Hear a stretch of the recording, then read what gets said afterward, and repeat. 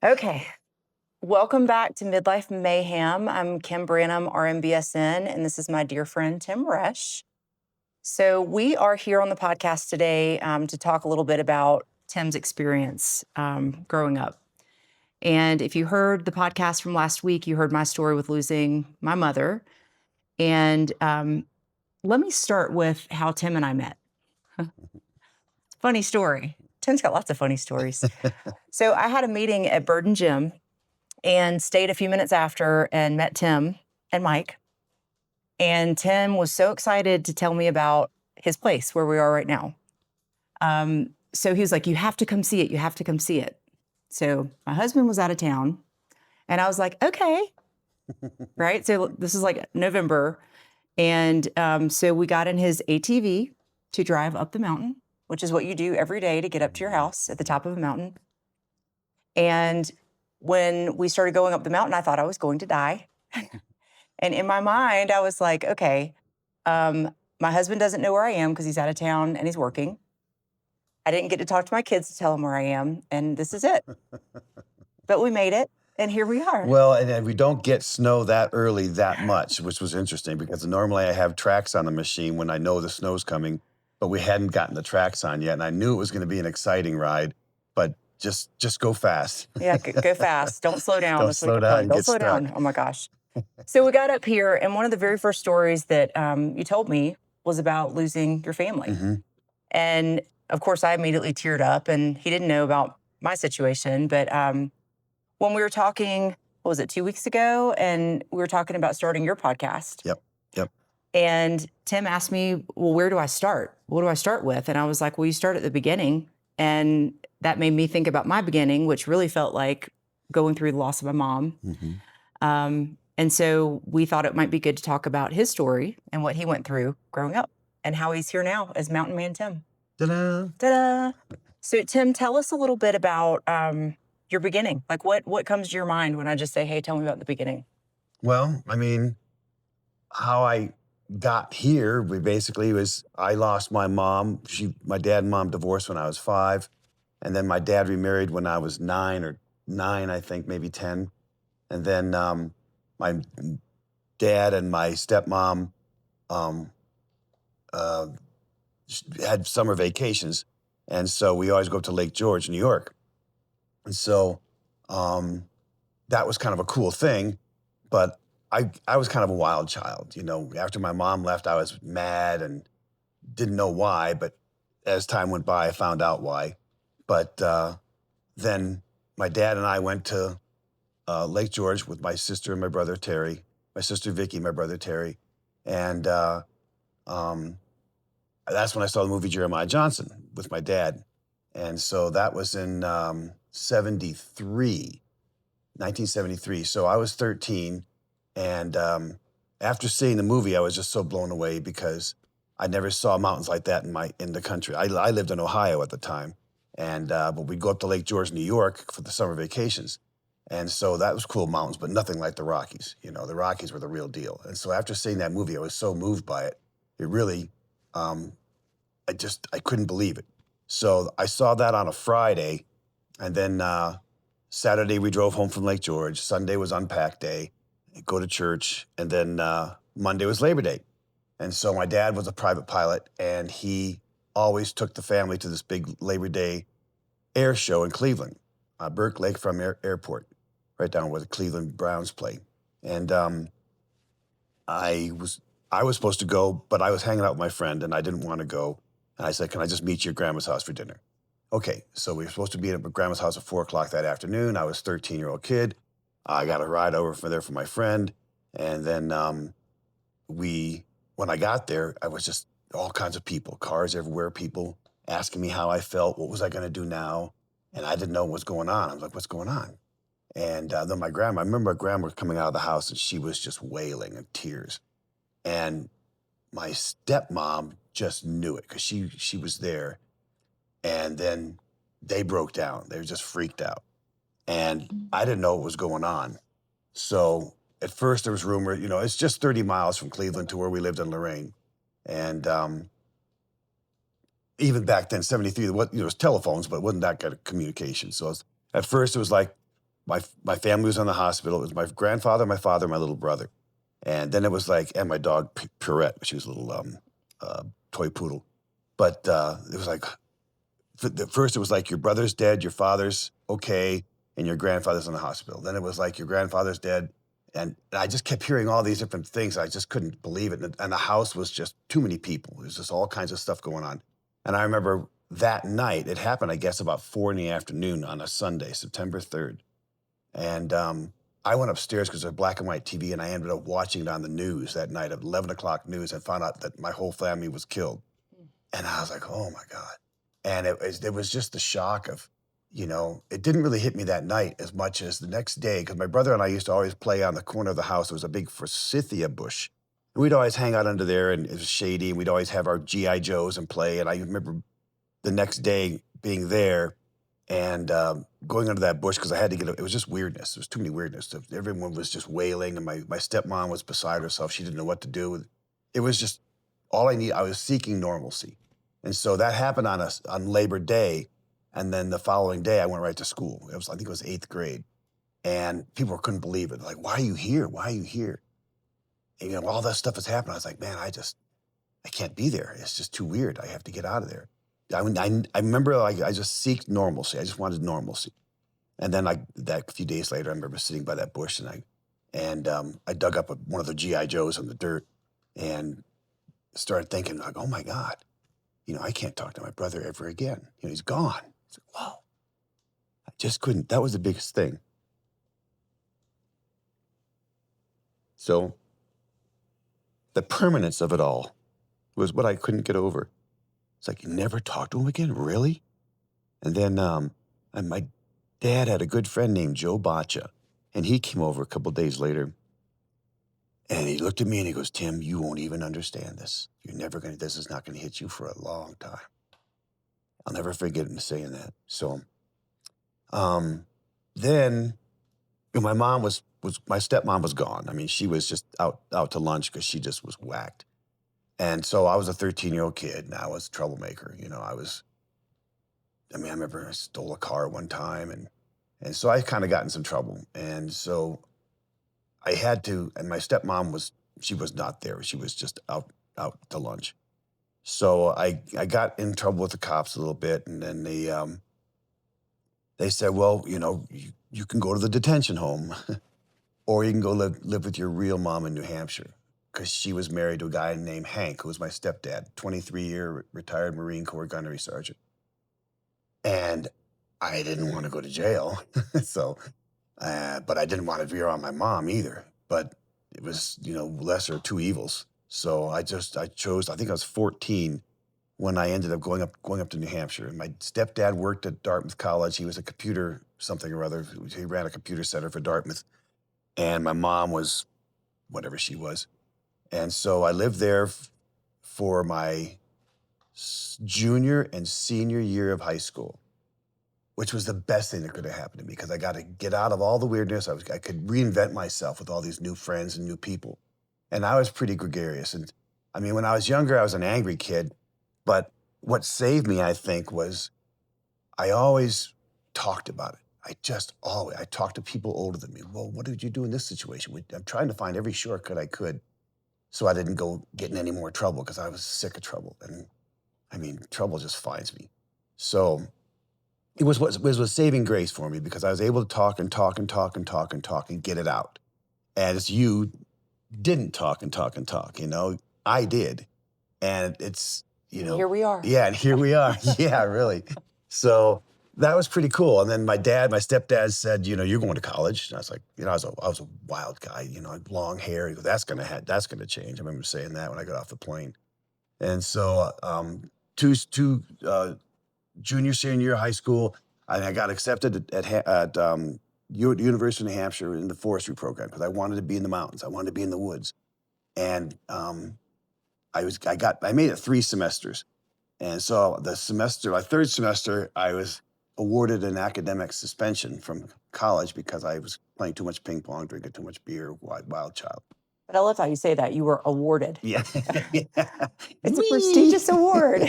So I had to come home and tell my stepdad that I was kicked out of college. And when I got there for Christmas break of 1979, I was 19 years old. No, I was still 18 years old. And I come home and Hank says, hey, got some news for you. And I looked at it, I said, well, I got some news for you. What's your news? He goes, well, because of the accident, you got some insurance money. I said, how much? He goes, $18,000. But my stepmom, I mean, she got millions, but it's another story. I don't know what happened with that. But I got 18 grand, and I was like, whoa. And he goes, well, what's your news? And I said, well, because my best friend Bill, who I was with when the accident happened, was out at CSU at forestry school. You got to come out and check this place out. All right. Well, I said, well, Hank, I'm going to Colorado. So I didn't have to tell him I got out of school. I just said, I'm taking the money. I'm going to buy a car. And Slick. I need some time off. I'm going to go to Colorado. And I came out here and landed in Fort Collins in December of '79, and then had some friends. When my high school graduated, I had 88 kids in the high school. And of the 88, I think 24 were living in Boulder. A bunch of ski bums. Everyone was big skiers in Dartmouth, Dartmouth College area. So it was cool. I mean, I skied. My first time I skied was in 1968 in Killington. I loved it, but I didn't, it wasn't my thing at the time. But when I came out here, I got a job down at Gart Brothers, which is they sold skis and stuff.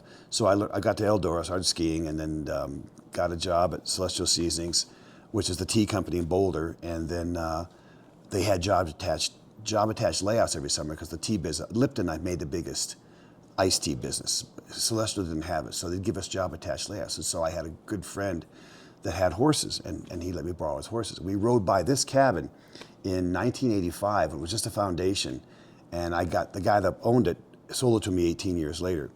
But I lived back here, and I learned all this country and the mountains, and I really didn't want to work at Celestial anymore. I wanted to be a mountain man. I wanted to do that. I wanted to be like a Jeremiah Johnson.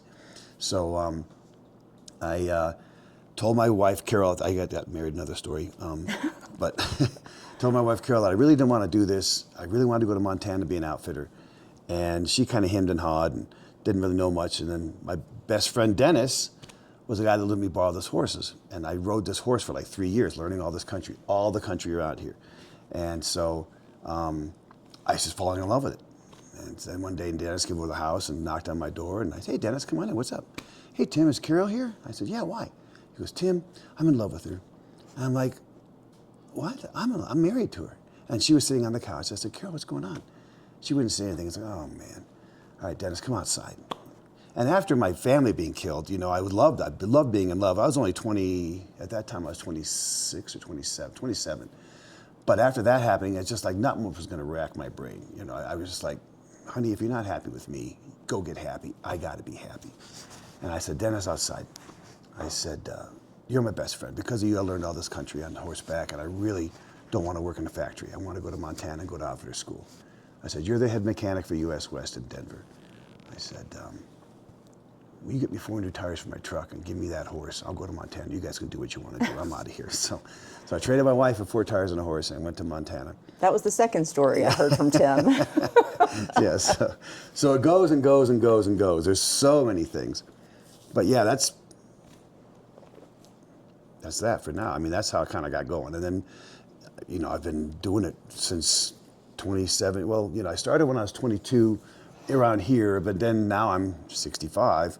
But I've done it since, I've been in the woods, hanging out, riding horses, mule packer for the government, Forest Service, Park Service, outfitter for several different outfits, and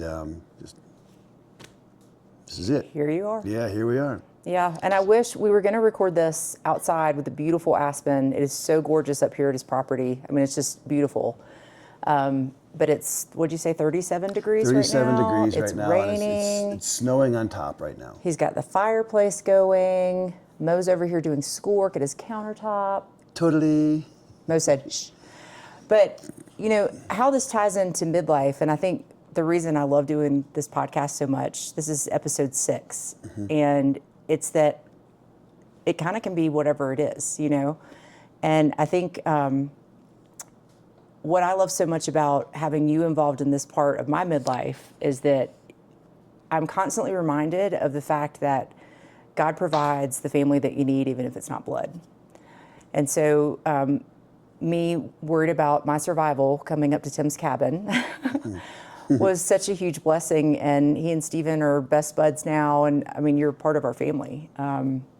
So I truly believe that we were brought together for a reason. And beyond traumatic losses, like it just, we know you're our family. And it's just, that's the way it is now, you know? And it's amazing. But Tim's stories, one of these days I'm going to bring my camera up here and we'll walk around and show you. He has an Airbnb on one side of the cabin, which is magic. And guess what? Jeremiah Johnson poster is like the central part of the cabin. It's all lit up. It's very cool. But so he has renters right now, but we'll show you that sometime. But he's got every piece of everything in this cabin. This is his half, and then Airbnb's on the other side. But everything has a story. And I loved Tim's stories. And so we were like, okay, podcast. It has to be a podcast. So we're talking about his podcast name and what it should be. And tell me the idea that you had yesterday. Well, the idea, because my father said something when I was young that didn't sink in until afterwards, but he said, you know, Tim, whatever you do, think consequences. And I've lived a life like that. I just like, okay, if I do this, this could happen, this could happen, this could happen. And then you did it anyway. And I did it anyway, and sometimes it did, sometimes it didn't. But yeah, but you know, I just don't want to be in trouble. I'm so tired of trouble. So, but yeah, that could be one. But you know, there's stuff like that. Is good, yeah. But if you have suggestions or ideas, especially those of you that know Tim and know some of his stories, let us know. Yeah. I'm racking my brain. I've got a little list going, but you know, and so I think it's interesting too to talk about traumatic experiences with people who are in different places. Obviously, male, you know, and so I think that women and men handle things differently, but it makes my heart happy when I hear you say that you talked. Like you just talked and told everybody. And people were blown away by that. There's like, why are you talking? How can you? It made them uncomfortable, but for me, I had to get it out. Because I couldn't bottle it up, and that was a saving grace. And I don't know how, there wasn't any counseling back then. It's 1973, it's like, well, cowboy up, son. Sorry that happened to you. See you at school tomorrow. And that's how I processed everything. So I just talked and it saved me. Yeah, and I'm so glad you did, because that really, I think there is, like, I'm learning even now, there's healing and sharing. But for me, this podcast felt safe because I'm not sitting here talking to somebody, because you can see people's discomfort. And so it's interesting how you learn to process that, and the fact that you talked through it, even if people were uncomfortable, because it's who you are. It happened. But for me, it was always like, as soon as I would start telling people, like I've had people reach out to me since I did that podcast. They're like, "Are you okay?" Or people have told Stephen, like, "I'm worried about Kim," and I'm good. I'm good. Wee. But you know, it's always there. It's just always there. It's always part of me, and I think that does sometimes make people uncomfortable. And you said the other day, we were texting about it, and you said sometimes I'm thick, and it made me thick, like th. I don't pronounce th's very well apparently, but thick. Sounds you said sick. Oh no, thick, not sick. But it just struck me because that's such a, like when I talked on my podcast about feeling like I'm too much for people sometimes, that's such a great way to describe it. Like, it's just, I'm thick. There's a lot there. And so thank you for, I like that. You just, you know, working with horses and stuff that I do, it just, you feel things more than you know, you have to open your heart. That's so important when you're working with animals. And my life has been that, and you can feel things about people. I mean, I've never been in a fist fight my entire life. I've always sensed this is not a good thing. I'm not an angry person. I don't get mad anymore. I was angry as a kid, but I'm past that. But yeah, you just, you know. Yeah. So where's your sister? She's dead. I didn't know that you had a sister. Yeah, she died. My mom left. My real mom left. She took my sister with her. And then my real mom was really into, you know, other guys and stuff. And my sister was like 13, 14, something years old. And she would get my sister involved with all these other guys. And it was bad. It really wrecked her brain. She was a groom at a lot of the horse tracks. She worked for horses. And after that, I just never really saw her again. I invited her over here to live with me in Lyons back in like 82, maybe 83. And she'd stay here for a month, run my phone bill up beyond belief, and then she'd take off. And after the third time she did that, I said, that's enough. You know, you got to find your way. This can't happen. And so then she went off and she ended up in Alabama and she died. And I don't know how long ago she died. Something like, I think high blood pressure or something got her. And then my real brother, Terry, was killed in the car wreck. And so then I actually have a half brother, Bill, that was with my stepmom, but he stayed with her the whole time. So I knew him when he was 1 or 2 years old, and I haven't really seen him much since. Yeah. So, It's amazing how things fracture families. Yeah. And how it changes everything. I mean, it's like blended family stories, which is a whole nother podcast series about blended families. But, and then I don't know if you said this, and if you did, I apologize that I'm making you repeat it for the camera. I know the story, but what happened to your family? Like how were they killed? Oh, they were watching the air show, and they had just left because the last scene is the Thunderbird jets doing their flyby stuff, and the Thunderbird jets were taking off, and it's really loud, and they were on a frontage road outside of the airstrip, walking back to the car, and a policeman on horseback said, you know, it's not safe here, you can't really be here. And he goes, yeah, we're just going to watch the jets take off, then we're going to go. And this is from the cop that told the on horseback cop. And he started riding down and he heard a big bang noise and a drunk driver flew off the highway into this crowd of people, which is my family. And the car rolled over and blew up.